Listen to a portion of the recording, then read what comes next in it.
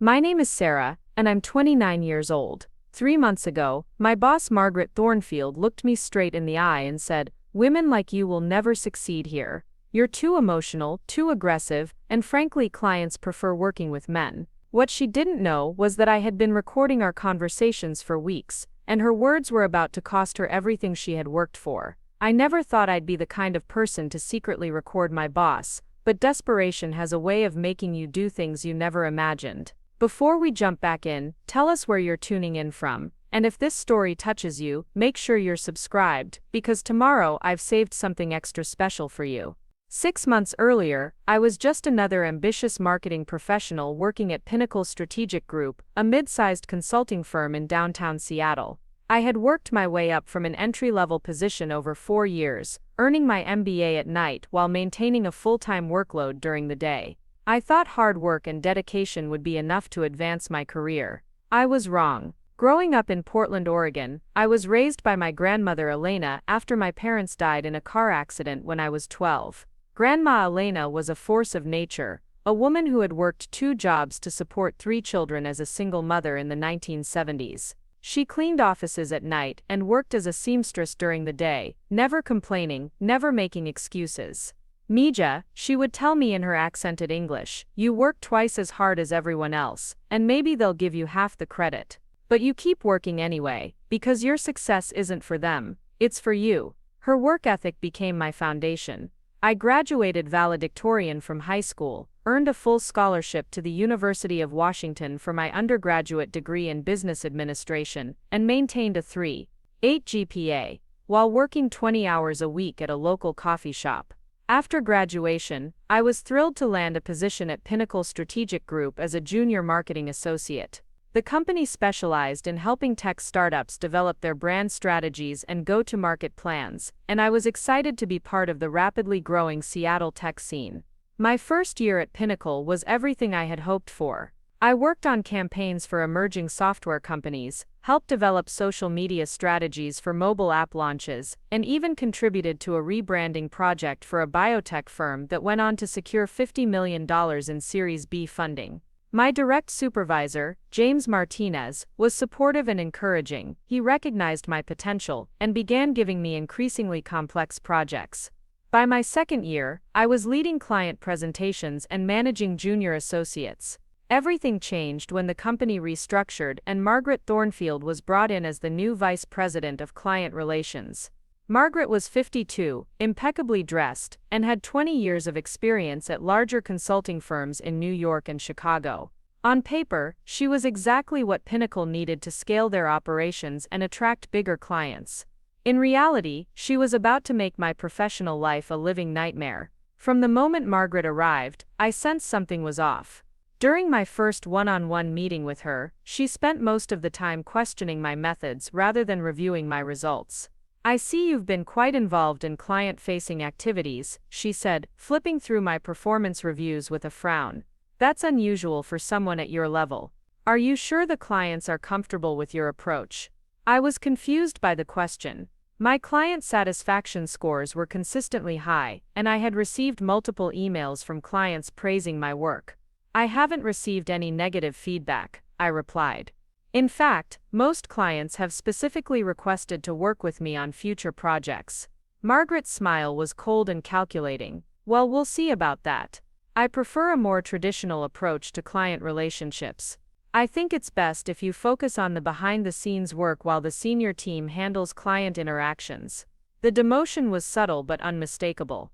Within weeks, I found myself excluded from client meetings I had previously led, removed from presentation schedules I had helped create, and assigned to administrative tasks that were far below my skill level. When I tried to discuss this with Margaret, she dismissed my concerns with practiced ease. "Sarah, you need to understand that this is a competitive industry. Not everyone is cut out for the pressure of high-stakes client relationships. There's no shame in finding your proper place within the organization." The phrase "proper place" sent chills down my spine, but I told myself I was being oversensitive. Maybe Margaret was just trying to restructure the team more efficiently. Maybe she needed time to understand my capabilities. I decided to work harder, to prove myself through sheer determination and excellence. I began staying late every night, arriving early every morning, and volunteering for additional projects. I researched industry trends, developed innovative campaign concepts, and created detailed reports that went above and beyond what was required. But instead of recognition, I found myself facing increased scrutiny and criticism. "Your reports are too detailed," Margaret would say during team meetings. "Clients don't need this level of analysis. They want simple, straightforward recommendations." When I simplified my reports, she criticized them for lacking depth.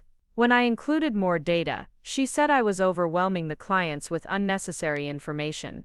No matter what I did, it was wrong. Meanwhile, my male colleagues were praised for work that was markedly similar to mine, sometimes even inferior. The breaking point came during a team meeting in late February. We were discussing strategy for a major client pitch, a tech startup looking to rebrand before their IPO. I had spent weeks developing a comprehensive campaign that addressed their target demographics, competitive positioning, and timeline constraints. When Margaret asked for volunteers to present preliminary concepts, I raised my hand along with 3 of my male colleagues. "I think it's best if the men handle this presentation," Margaret said without hesitation. "The client CEO is quite traditional, and he tends to respond better to masculine energy in business settings." The room fell silent. David, one of my colleagues, shifted uncomfortably in his seat. "Actually, Sarah's campaign concept is really strong. I think she should present it." Margaret's expression hardened. "David, I appreciate your input, but I've been doing this longer than any of you. Trust me when I say that some clients have preferences, and it's our job to accommodate them, not to push political agendas." Political agendas. As if my qualifications and 4 years of successful client relationships were somehow a political statement rather than professional accomplishments. After the meeting, I approached Margaret privately. "I'd like to understand your decision-making process for the client assignments. My track record with this type of client has been very positive." She closed her office door and turned to face me with an expression I had never seen before, cold and almost predatory. "Sarah, let me be frank with you. You're a smart girl, and you work hard. But this industry isn't about being smart or working hard. It's about relationships, trust, and frankly, about fitting in. Some clients, especially the successful ones, prefer to work with people who remind them of themselves." "Are you saying that my gender is affecting my career opportunities?" Margaret laughed, a sound completely devoid of warmth. "I'm saying that successful women in this business understand how to be strategic about their ambitions. They know when to step back and let others take the lead. They don't push themselves into situations where they're not wanted." The conversation left me shaken and angry, but I still didn't fully grasp the extent of what I was dealing with. I had encountered workplace bias before, subtle comments and assumptions that I had learned to navigate or dismiss. But this felt different, more systematic and deliberate. Over the following weeks, I began paying closer attention to the patterns around me. Male colleagues were consistently given more visible assignments, invited to more client dinners, and included in strategic discussions that I was excluded from. When I raised concerns about project distribution during team meetings, Margaret would deflect with comments about playing to everyone's strengths and optimizing team dynamics. The most frustrating part was the gaslighting. When I questioned why I wasn't included in a major client presentation, Margaret would say, "Oh, I thought you were too busy with the Henderson account."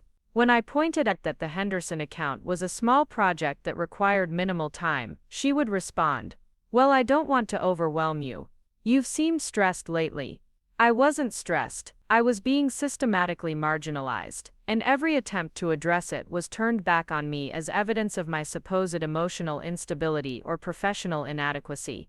The situation escalated in early March when our biggest client, Technova Industries, requested a complete overhaul of their marketing strategy ahead of a major product launch.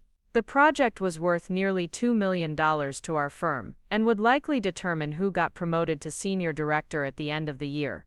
I had worked with Technova's marketing team for over 2 years, had developed their previous 3 campaigns, and had a deep understanding of their brand voice and target market. When Margaret announced the project team during our Monday morning meeting, my name wasn't on it. "I'll be leading this project personally," she announced, with support from David, Michael, and James. Given the scope and timeline, I want our most experienced team members focused on delivery. I couldn't stay silent. Margaret, I've been Technova's primary strategist for the past 2 years. I developed the framework for their current brand positioning, and their CMO specifically mentioned wanting continuity for this project. Sarah, I understand you've done good work with Technova in the past, but this project requires a different level of strategic thinking. We're talking about a $50 million product launch, not a simple campaign refresh. The campaign refresh I led last year resulted in a 30% increase in their conversion rates and helped them exceed their revenue targets by 22%. Margaret's jaw tightened almost imperceptibly. That's exactly the kind of narrow thinking I'm talking about. You're focused on tactics and metrics instead of big-picture strategy. This project needs visionary leadership, not just execution. David, who had been assigned to the project despite having never worked with Technova, spoke up. Actually, Sarah's strategic framework for the brand positioning was really innovative. Maybe she could at least consult on the project. David, I appreciate your team spirit, but I've made my decision.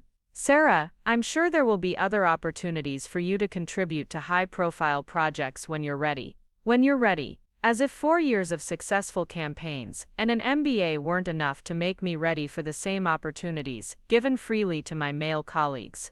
That afternoon, I requested a private meeting with Margaret to discuss my career development. I came prepared with documentation of my achievements, client feedback, and a clear articulation of my concerns about being excluded from major projects.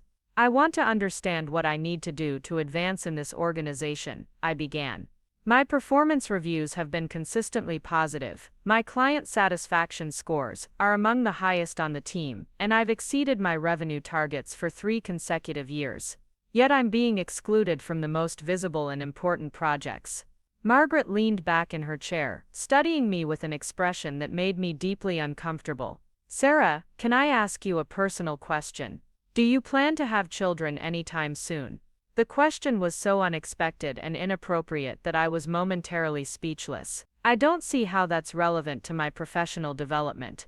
It's relevant because I need to know if I'm investing in someone who's going to be here long term, or someone who's going to disappear for maternity leave right when I need them most.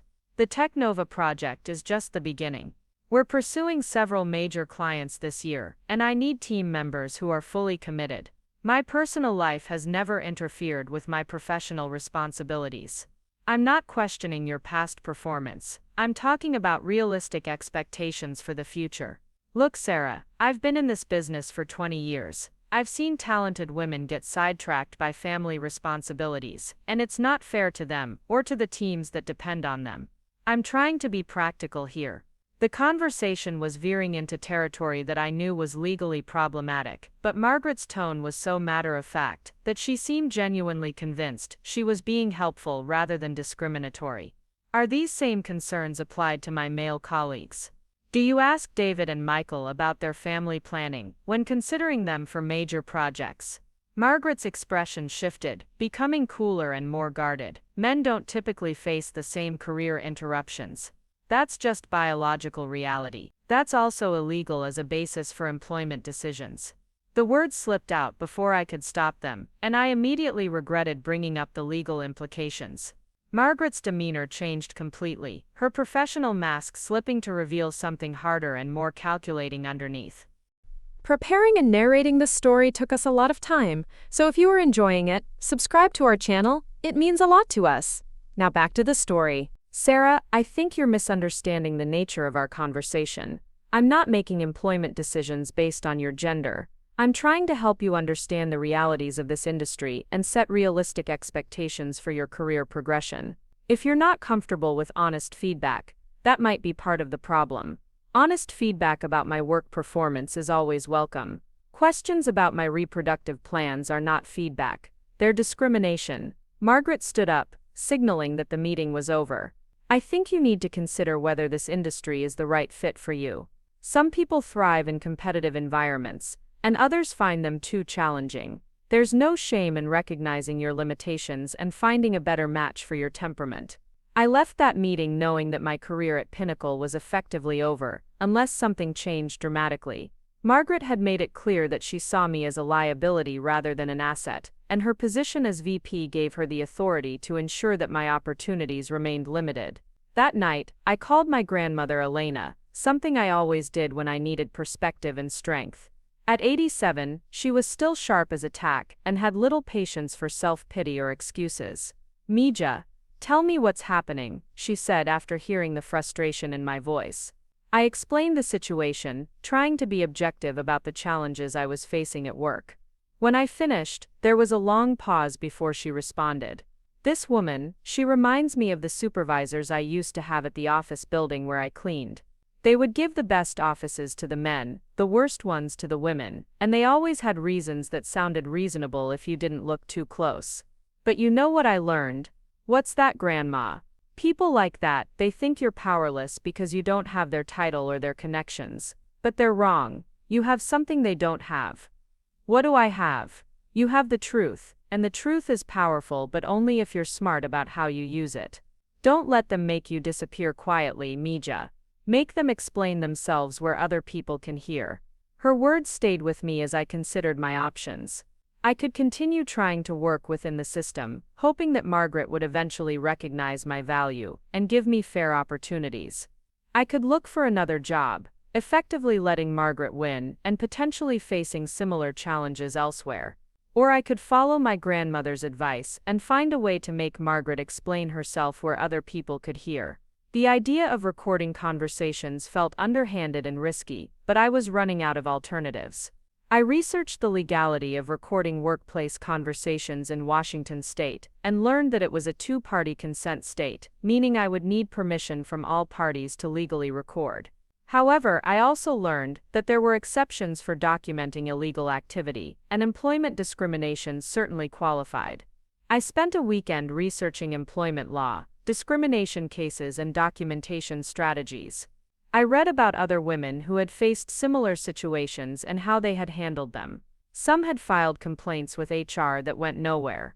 Others had hired lawyers and filed lawsuits that dragged on for years. A few had found ways to document the discrimination so thoroughly that their employers had been forced to address the problem immediately. I decided to start documenting everything, beginning with detailed written records of every interaction with Margaret and any witnesses present. I created a timeline of events, saved all relevant emails, and began carrying a small digital recorder in my pocket, though I wasn't yet ready to use it without consent. The opportunity to test my documentation strategy came sooner than expected. On a Thursday morning in late March, Margaret called me into her office to discuss my role on a new project. As I sat down, I placed my phone on her desk.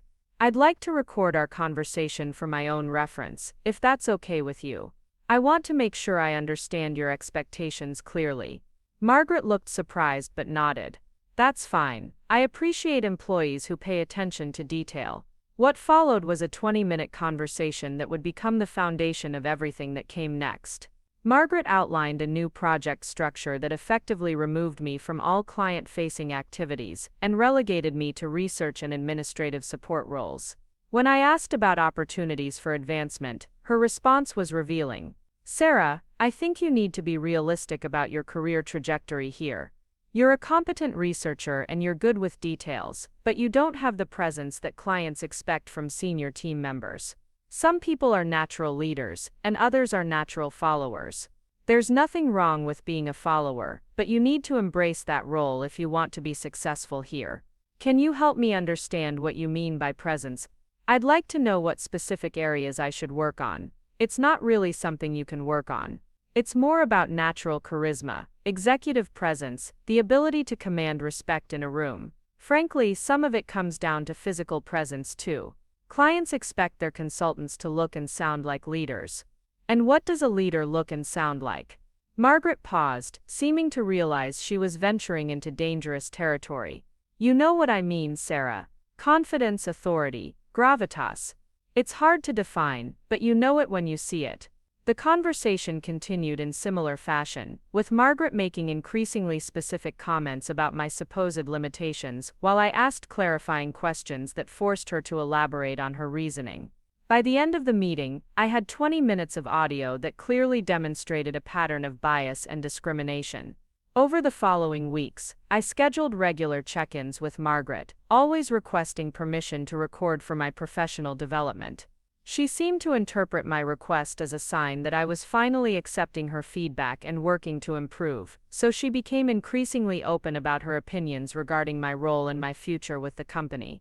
The most damaging recording came during our meeting in early April, when Margaret explained why she had decided to restructure my responsibilities once again. The truth is, Sarah, clients in this industry have certain expectations. They're used to working with people who remind them of themselves, and most of our major clients are successful men who built their companies through traditional business relationships. When they see someone like you trying to take charge of their strategy, it makes them uncomfortable. They start wondering if we really understand their perspective. Someone like me, you know what I mean, you're young, you're female, you're quite assertive for someone at your level. It's not personal, it's just business reality. Our job is to make clients comfortable, not to challenge their preconceptions about who belongs in leadership roles. Are you saying that being female is a professional disadvantage in your view? I'm saying that being aware of client preferences and adapting accordingly is part of being professional. Women who succeed in this industry understand how to work within the system rather than fighting against it. And what does working within the system look like? Margaret's response was so explicit that I could hardly believe she was saying it out loud. It means recognizing that some opportunities aren't meant for you and supporting the team members who are better positioned to pursue them. It means being excellent at the things women are naturally good at, like detailed research and project coordination, rather than trying to compete in areas where you're at a natural disadvantage, such as client relationship building, strategic thinking, high-pressure negotiations. Let's be honest, Sarah, women like you will never succeed in those areas here. You're too emotional, too aggressive when you don't get your way, and frankly, clients prefer working with men for the big decisions. The sooner you accept that reality, the better your career will be. There it was. The admission I had been documenting for weeks, captured clearly on digital audio with Margaret's explicit consent to recording. She had just stated, unequivocally, that my gender was a barrier to advancement, and that women like me could never succeed in senior roles at her company. I managed to keep my expression neutral and finish the conversation professionally, but inside I was reeling with a mixture of rage and vindication. Margaret had just handed me everything I needed to prove systematic discrimination, and she had done it while explicitly agreeing to be recorded. That evening, I made copies of all my recordings and documentation, storing them in multiple locations and sending encrypted copies to my personal email account. I researched employment lawyers and began preparing to take action. But first I needed to understand exactly how deep this discrimination went, and whether Margaret's attitudes were shared by others in the company leadership. Over the next few weeks, I began paying closer attention to company dynamics and quietly reaching out to other female employees to understand their experiences. What I discovered was even worse than I had suspected. Jennifer, a talented graphic designer, confided that she had been passed over for promotion 3 times in favor of less experienced male colleagues. Margaret told me that clients find female designers less credible for corporate branding work, she said. She suggested I focus on lifestyle brands and consumer products instead. Maria, an account coordinator, revealed that Margaret had made comments about her accent making clients uncomfortable. She said I should work on sounding more professional if I wanted to advance. When I asked what she meant, she suggested I consider speech coaching to sound more American. Lisa, a project manager, had been told that her maternity leave had disrupted team dynamics and that she would need to prove her commitment before being considered for senior roles again. The pattern was clear and systematic. Margaret wasn't just biased against me, she was actively discriminating against multiple female employees using different justifications that all served the same purpose, keeping women in subordinate roles while advancing men. Armed with this information and my recordings, I knew it was time to take action, but I also knew that simply filing a complaint with HR might not be enough. Companies had ways of burying discrimination complaints, particularly when they involved senior executives. I needed a strategy that would force immediate and meaningful change. I decided to consult with an employment attorney before making any formal complaints. The lawyer, Patricia Reyes, specialized in workplace discrimination cases and had a reputation for getting results rather than just settlements. "What you've documented is extraordinary," she said after reviewing my evidence. "Most discrimination cases rely on circumstantial evidence and patterns of behavior. You have explicit admissions of discriminatory intent, recorded with consent. This is a prosecutor's dream." "What are my options?" "Several. You could file a complaint with the EEOC, which would trigger an investigation but might take months or years to resolve.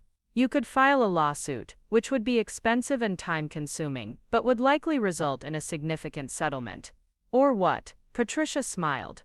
"Or you could give the company an opportunity to address the situation immediately and comprehensively before pursuing legal action.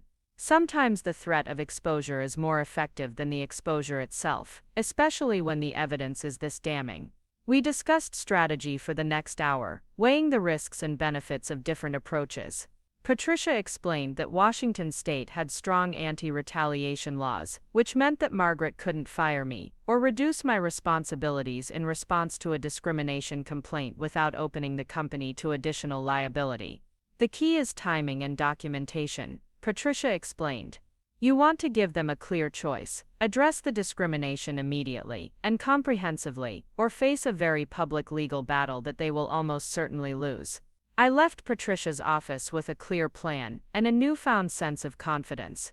For months I had felt powerless and frustrated, struggling against a system that seemed designed to marginalize me.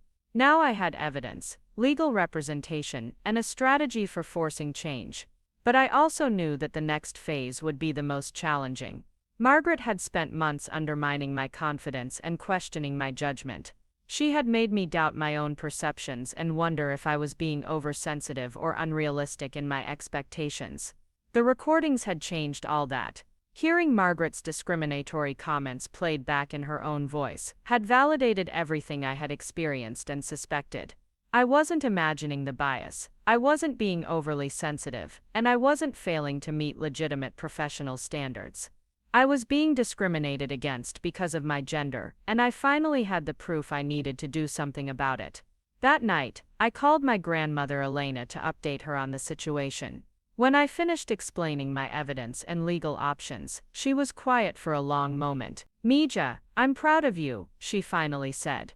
"Not because you found a way to fight back, but because you found a way to protect yourself and the other women working there. That's what real strength looks like." I'm scared, Grandma. What if this backfires? What if they find a way to retaliate anyway? Then you fight that too. But you know what? They're more scared than you are right now. They know what they've been doing is wrong, and they know they're about to face consequences. That's why they'll try to make you feel small and powerless. Don't let them. Her words reminded me why I had started documenting everything in the first place. This wasn't just about my career or my advancement opportunities. It was about the kind of workplace culture that Margaret and others like her had created, and the impact it had on every woman who had to navigate their biases and limitations. I spent the weekend preparing for what would come next, reviewing my documentation, organizing my evidence, and mentally rehearsing the conversations I would need to have with company leadership. I also began reaching out to the other women who had shared their experiences with me, letting them know that change might be coming and asking if they would be willing to support a broader effort to address discrimination at Pinnacle. By Monday morning, I was ready to take the next step in what would become the most important professional battle of my life. Margaret had no idea that her own words were about to become the catalyst for everything she had tried to prevent a woman like me succeeding, not just despite her discrimination, but because I had been smart enough to document it. The war was just beginning, but for the first time in months, I felt like I had the weapons I needed to win it. Monday morning arrived with the weight of determination I hadn't felt in months. I walked into the Pinnacle Strategic Group offices, carrying more than just my usual coffee and laptop bag. I carried evidence, documentation, and a plan that would either change everything or potentially end my career. The familiar hum of office activity felt different now, charged with the knowledge of what was about to unfold. I had scheduled a meeting with Margaret for 10 in the morning, ostensibly to discuss my quarterly performance review. She had no idea that this conversation would be unlike any we had ever had before. As I sat at my desk responding to emails and reviewing client reports, I felt the small digital recorder in my jacket pocket, a reminder that this time I was prepared. Jennifer stopped by my desk around 9:30, looking nervous. Over the weekend, I had reached out to her and the other women who had shared their experiences with Margaret's discrimination. While I couldn't reveal my specific strategy without potentially compromising it, I had let them know that changes might be coming soon. "Sarah, I've been thinking about what we discussed," Jennifer said quietly, glancing around to make sure no one was listening. "I have some emails from Margaret that you might find interesting. Comments about my work being too feminine for certain clients, suggestions that I tone down my creative approach to be more corporate appropriate."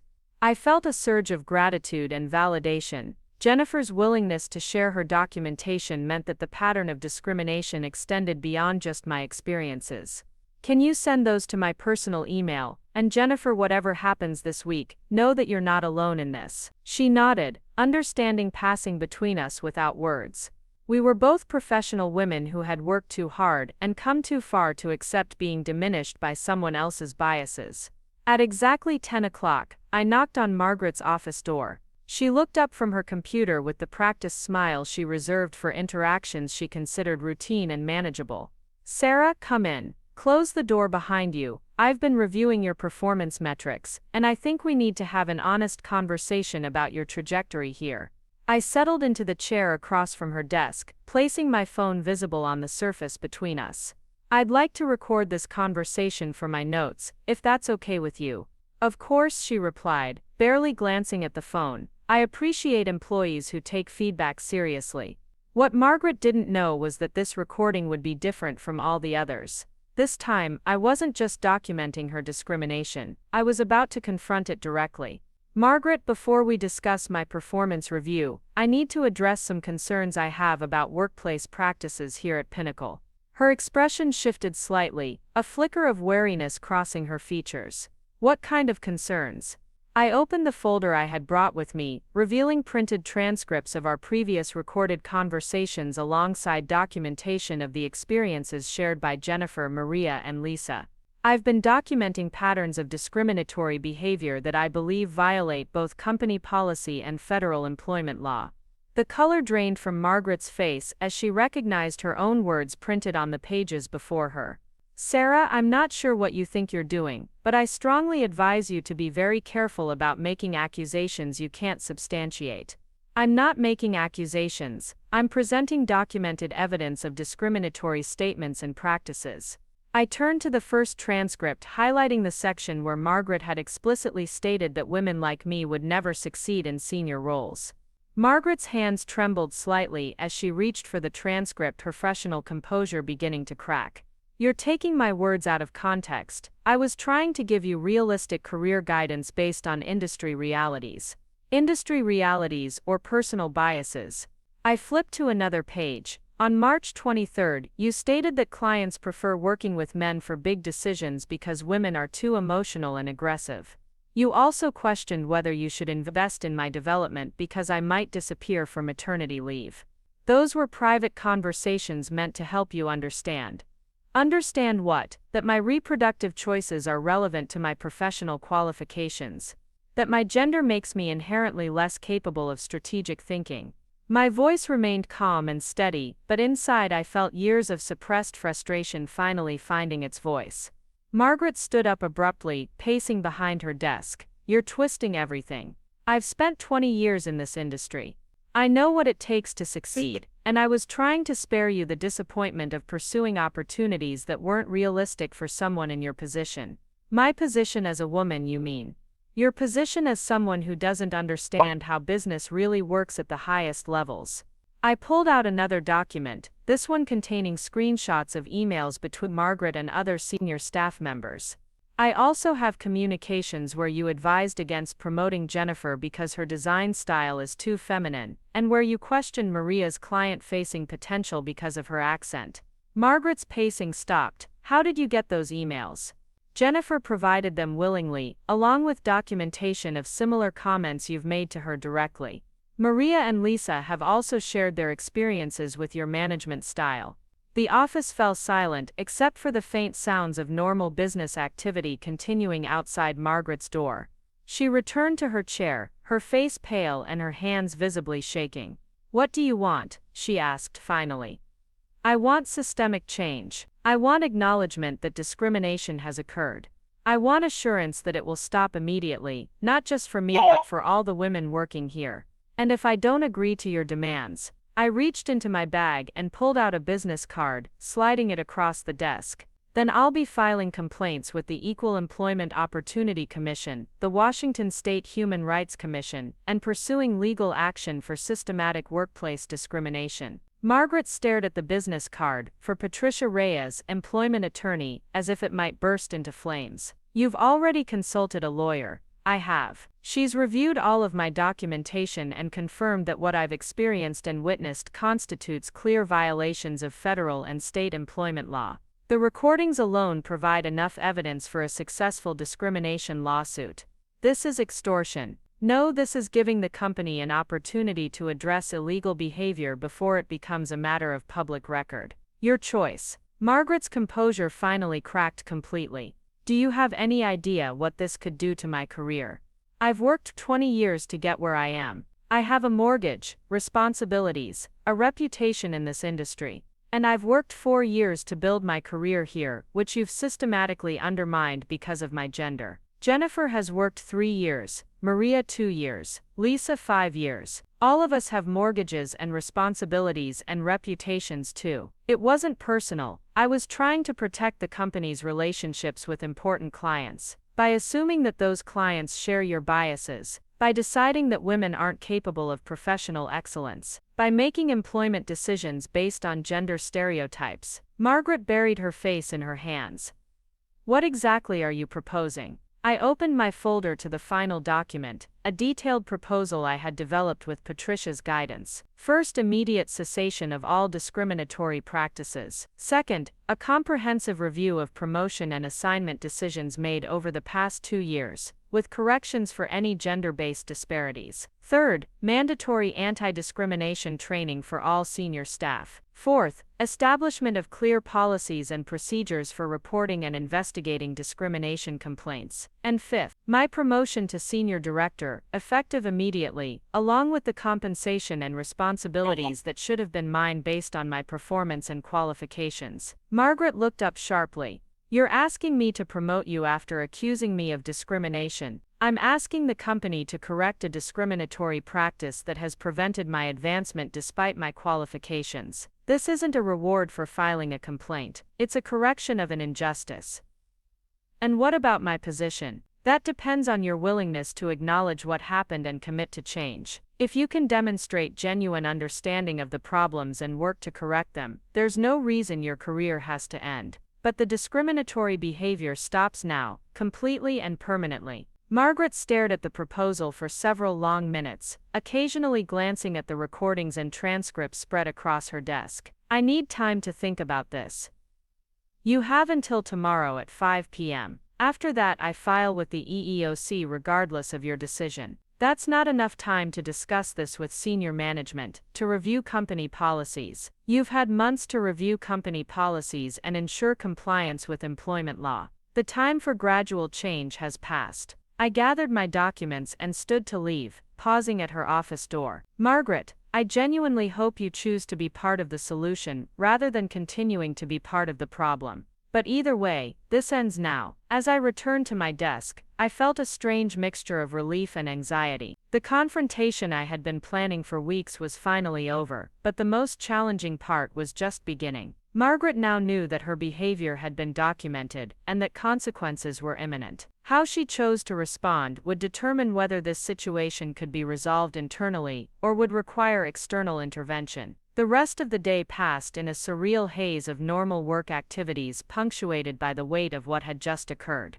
I responded to client emails, reviewed campaign proposals, and attended a team meeting where Margaret was notably absent. Jennifer caught my eye several times, clearly wondering how the conversation had gone, but we both maintained professional composure. Around 3 in the afternoon, I received an unexpected email from Robert Chen, Pinnacle's CEO. The subject line read, Meeting request urgent. My heart rate spiked as I realized that Margaret had likely escalated the situation to senior leadership immediately, rather than taking time to consider her options. The email was brief and formal. Sarah, please come to my office at 4 p.m. today to discuss a matter that has been brought to my attention. Please bring any relevant documentation you may have. I forwarded the email to Patricia Reyes with a note. It's happening faster than we expected. Margaret went straight to the CEO. Patricia's response came within minutes. This is good. It means they're taking it seriously. Remember, stay calm, stick to facts, and don't let them intimidate you. You have the law on your side. At 4 p.m. sharp, I knocked on Robert Chen's office door. He was a respected business leader in his 50s who had built Pinnacle from a small startup into a successful mid-sized firm. I had interacted with him only a few times during company meetings and social events, but he had always seemed fair and professional. Sarah, please come in and have a seat.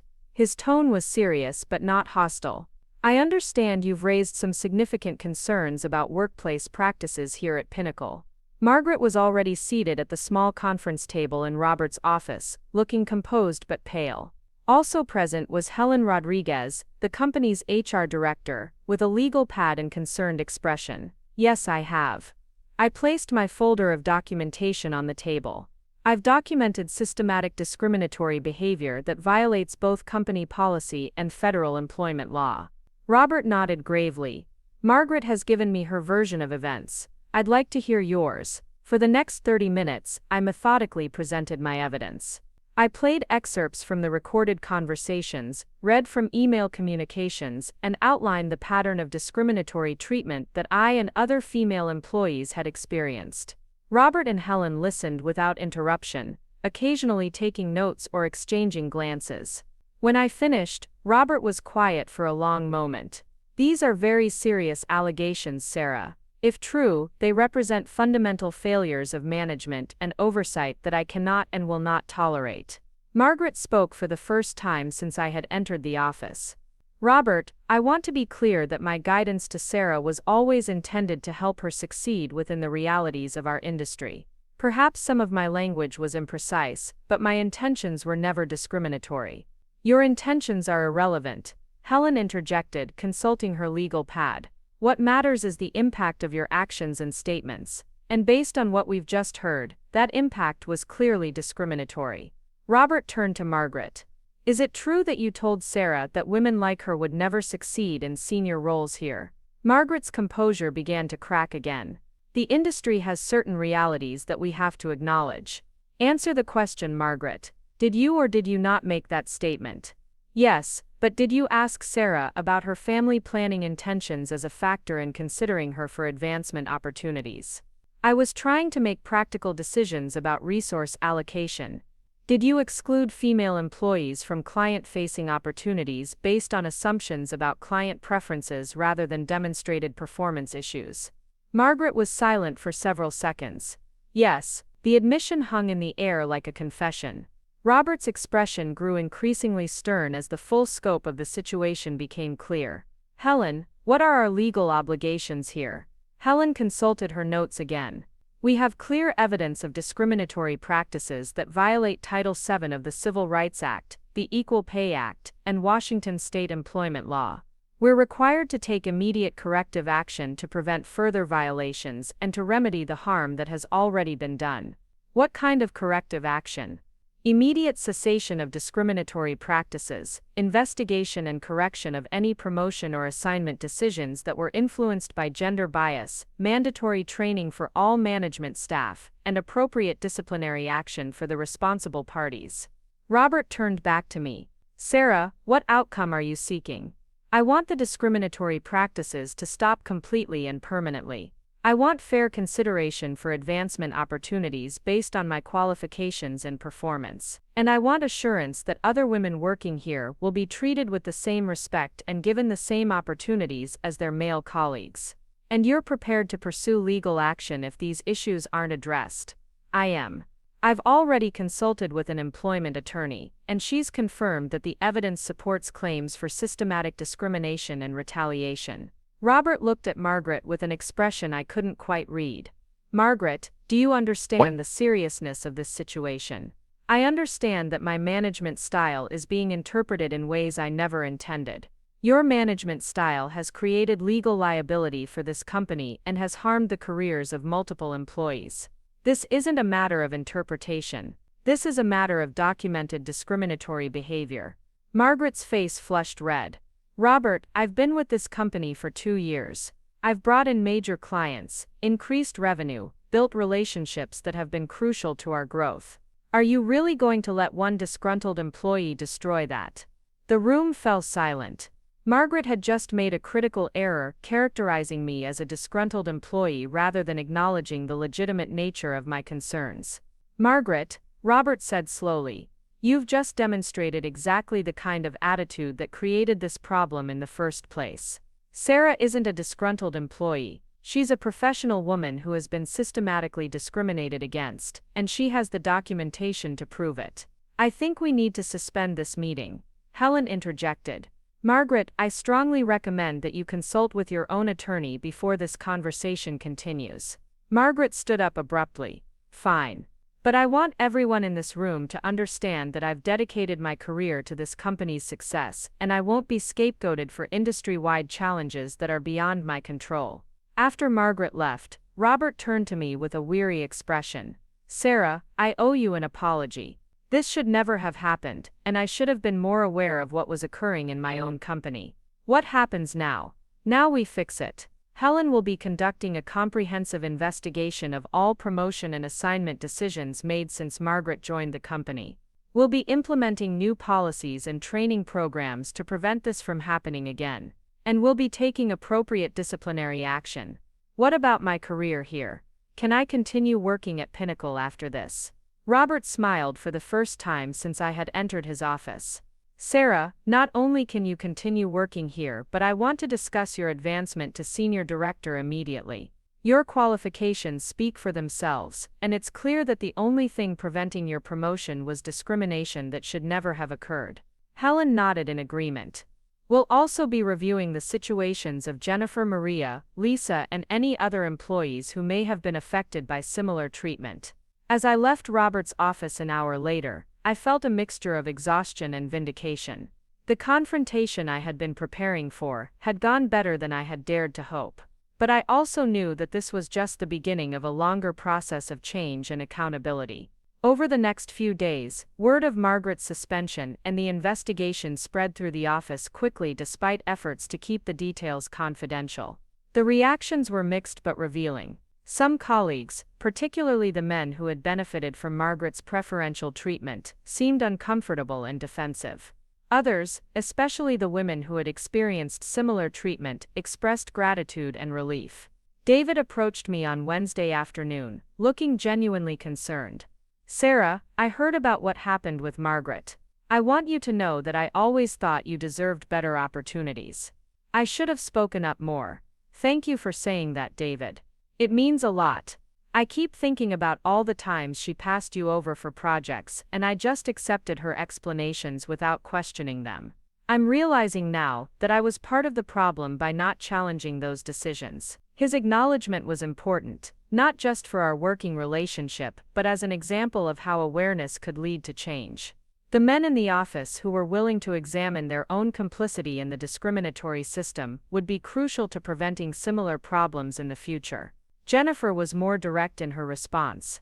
I can't believe you actually recorded her saying those things. How did you know to do that? I didn't know it would work. I just knew that without documentation it would be my word against hers, and she had more institutional power. Well, whatever happens next, you've changed things for all of us. I already had a conversation with Helen about my own experiences, and she's reviewing my promotion timeline. By Friday afternoon, I received an email from Helen requesting a meeting to discuss my new role as senior director and the compensation adjustment that would accompany the promotion. The salary increase was substantial, bringing my compensation in line with male colleagues who had been promoted ahead of me despite having similar or lesser qualifications. But the most satisfying moment came when Robert Chen called an all-hands meeting to address recent organizational changes, without providing specific details about the discrimination investigation. Effective immediately, Sarah Martinez will be promoted to Senior Director of Client Strategy, he announced to the assembled staff. This promotion reflects her outstanding performance, her leadership capabilities, and her commitment to excellence that has consistently exceeded expectations. The applause was genuine, though I noticed some colleagues looking confused about the timing and circumstances of the announcement. Margaret's absence from the meeting was conspicuous, but not explicitly addressed. After the meeting, Robert pulled me aside. "How are you feeling about everything?" Honestly, vindicated but also aware that this is just the beginning. Changing policies and procedures is one thing. Changing culture is much harder. You're absolutely right, that's why I want to discuss something with you. I'd like you to lead our efforts to review and improve our workplace equity practices. Not as additional work on top of your new role, but as a key component of it. The offer was unexpected but perfectly aligned with my goals. I'd be honored to take that on. Because frankly, you've demonstrated better leadership and judgment in handling this situation than some people with 20 years more experience. As I drove home that evening, I called my grandmother Elena to update her on the week's developments. "Mija, you did it," she said, her voice filled with pride. "Not just for yourself, but for all the women who will work there after you.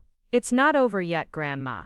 Margaret's situation is still being resolved, and there's a lot of work to do to make sure this doesn't happen again. But you proved that the truth is powerful when you're smart about how you use it. And now you're in a position to make sure other women don't have to fight the same battles you did." Her words reminded me that this victory was about more than just my own career advancement. It was about creating a workplace where merit and performance mattered more than gender, where women could pursue their ambitions without having to document discrimination to prove their worth. The following Monday, I received an email from Margaret's attorney requesting a meeting to discuss a potential resolution of her employment situation. She was reportedly willing to accept responsibility for her discriminatory behavior and to participate in sensitivity training, but she wanted to negotiate terms that would allow her to resign rather than be terminated. I forwarded the email to Patricia Reyes with a note. "What do you think about this?" Patricia's response was characteristically direct. "It's a face-saving gesture. She knows she's going to be fired anyway, so she's trying to control the narrative.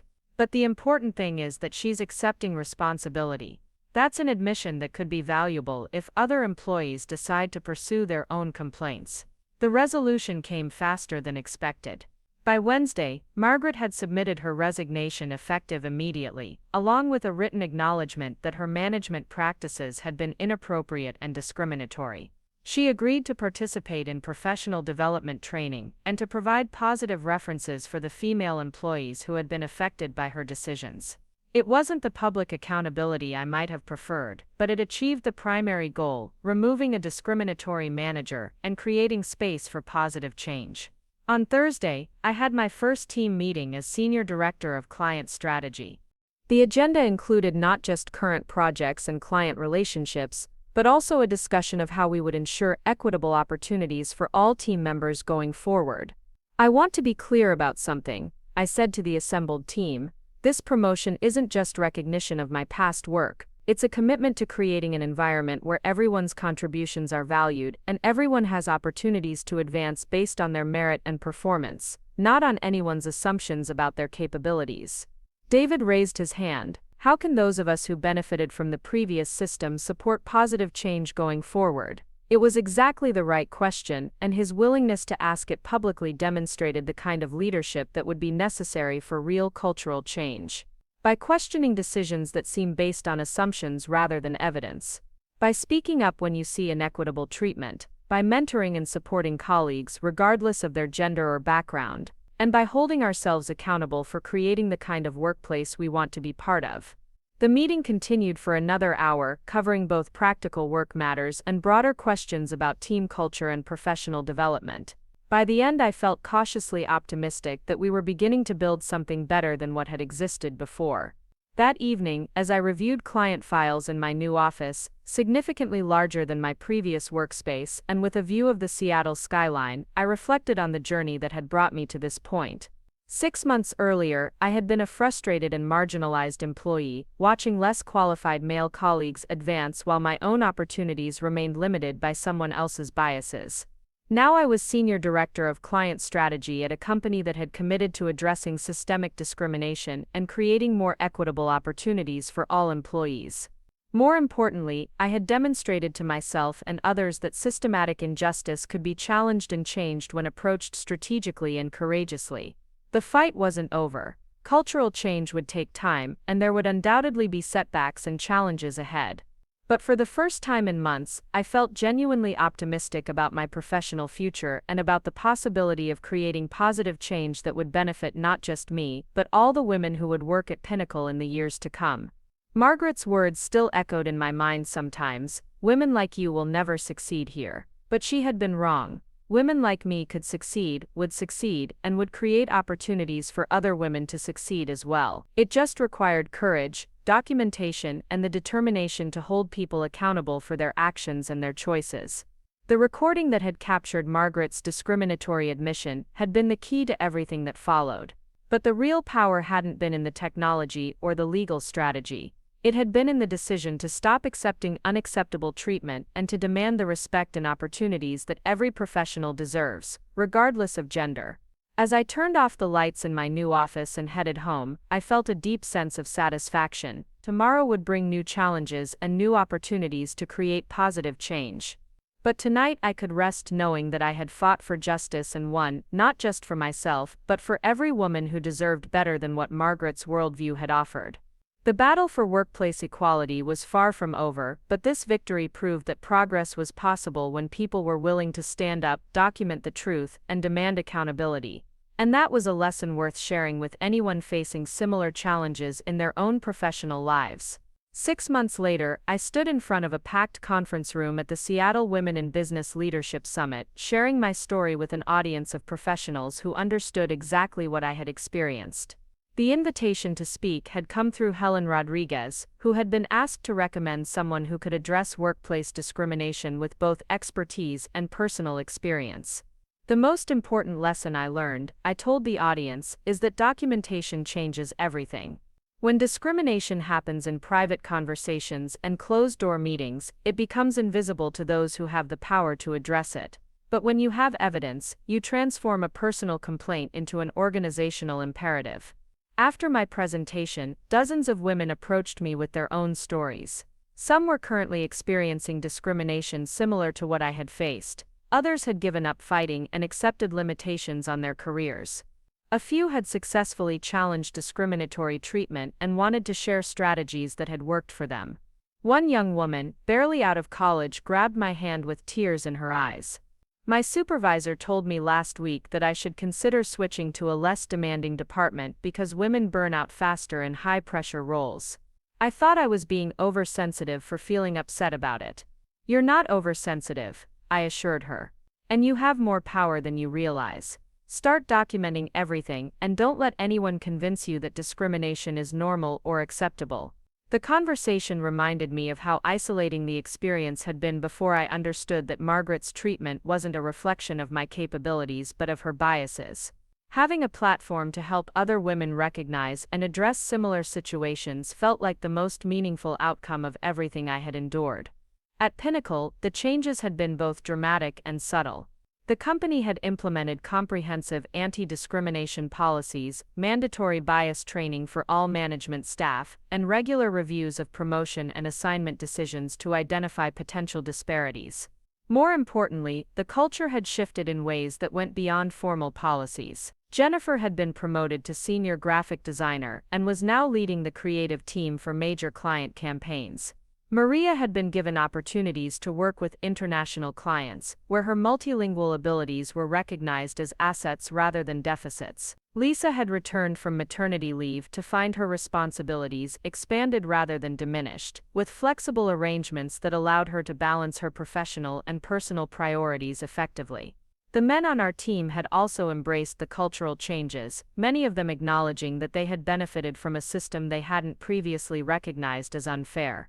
David had become one of the most vocal advocates for equitable treatment, often challenging assumptions and biases in team meetings before they could influence decision-making. I realized that when some people succeed because of their demographics rather than their performance, it actually undermines everyone's achievements. He told me during a recent conversation.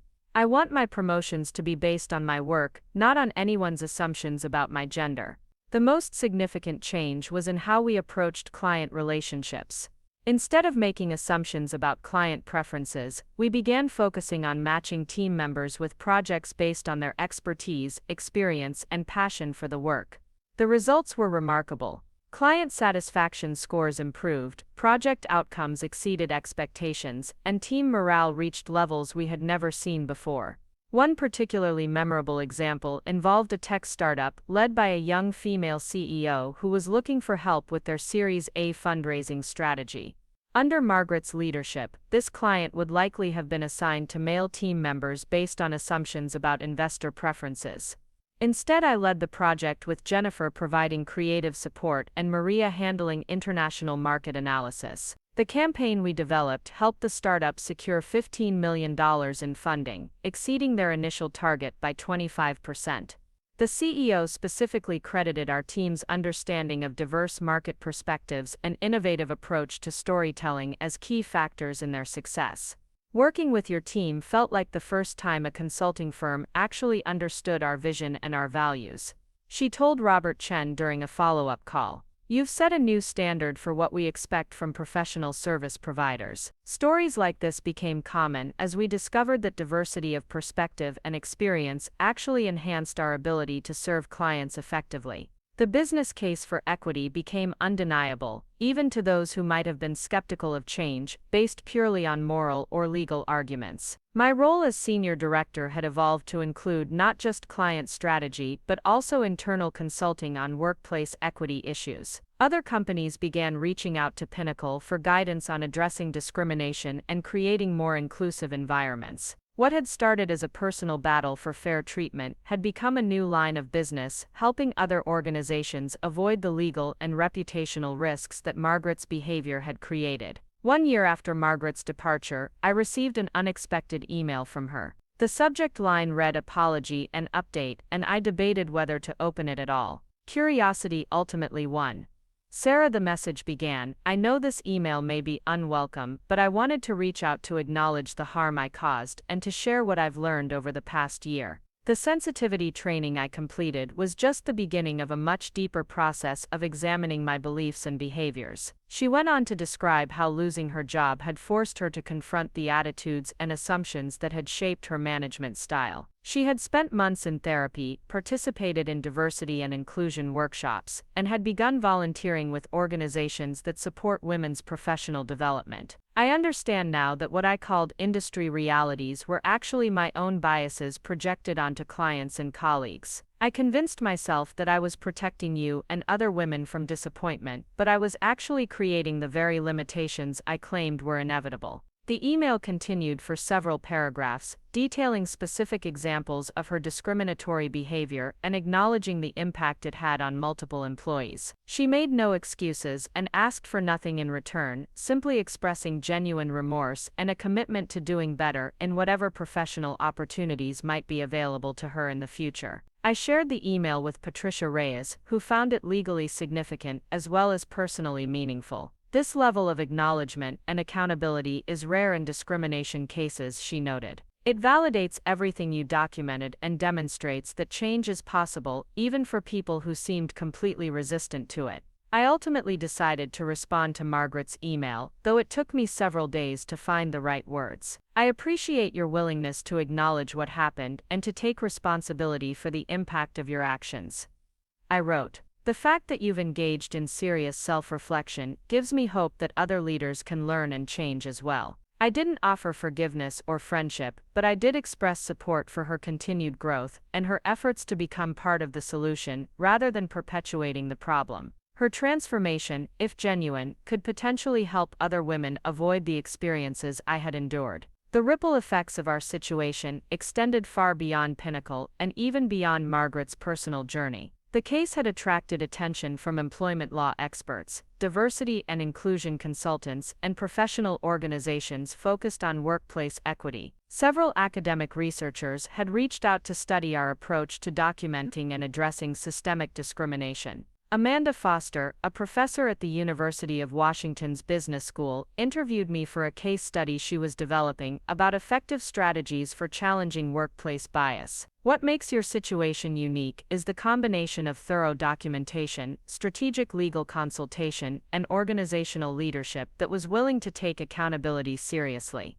She explained. The recordings were crucial, but they were only effective because you had leadership that was committed to ethical behavior once they understood the scope of the problem. Many companies would have found ways to minimize or dismiss the evidence. Her research was being used to train future business leaders about the importance of creating equitable workplaces and the legal and ethical obligations of management in addressing discrimination. Knowing that my experience might help prevent similar situations for other women felt like the most meaningful legacy of everything I had gone through. 2 years after the initial confrontation with Margaret, I was offered a position as Vice President of Strategic Development at a larger consulting firm in San Francisco. The role represented a significant advancement in both responsibilities and compensation, and the company had specifically sought me out because of my reputation for both client excellence and workplace equity leadership. The decision to leave Pinnacle was difficult. Robert Chen had created an environment where I could thrive professionally while also contributing to positive organizational change. My colleagues had become genuine allies and friends. The work was challenging and rewarding, and I felt a sense of ownership in the cultural transformation we had achieved together. But the opportunity in San Francisco represented a chance to apply everything I had learned on a larger scale, with a company that wanted to proactively address diversity and inclusion rather than reactively responding to problems. After extensive discussions with Robert, Helen, and my team, I decided to accept the position. My farewell party at Pinnacle was unlike any corporate goodbye I had ever experienced. Colleagues shared stories, not just about successful projects and client relationships, but about how the changes we had implemented had affected their daily work experience and career trajectories. "You didn't just change policies," Jennifer said during her toast. "You changed what's possible for all of us. You showed us that we don't have to accept treatment that diminishes our potential or limits our opportunities." David added his own perspective. "You taught us that being an ally means more than just avoiding discriminatory behavior. It means actively working to ensure that everyone has equal opportunities to succeed."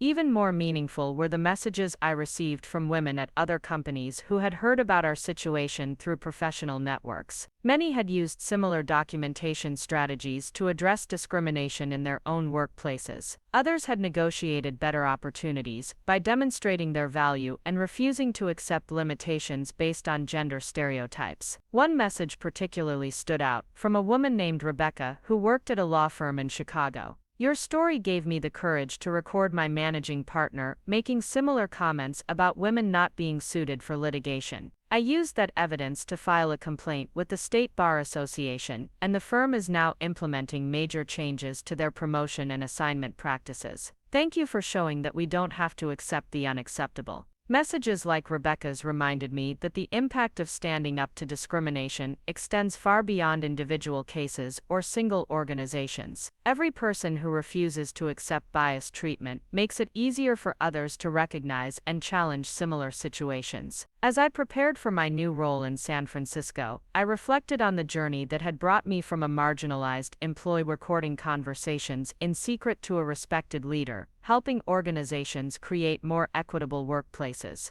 The transformation hadn't been easy or quick, and there had been moments when I questioned whether the fight was worth the personal and professional risks involved. But the results spoke for themselves. Not only had I achieved the career advancement that Margaret had claimed was impossible for someone like me, but I had also contributed to changes that would benefit countless other women and men who deserved workplaces based on merit rather than bias. My grandmother Elena, now 89, had the perfect perspective when I called to tell her about the new position. "Mija, you know what the most important thing is. It's not that you won your fight, though I'm proud that you did. It's that you made sure other people won't have to fight the same fight. That's what real leadership looks like." Her words captured the essence of what the entire experience had taught me. Individual success was important, but systemic change was transformational. The recordings that had documented Margaret's discrimination had been the catalyst, but the real victory was in creating environments where such recordings would never be necessary.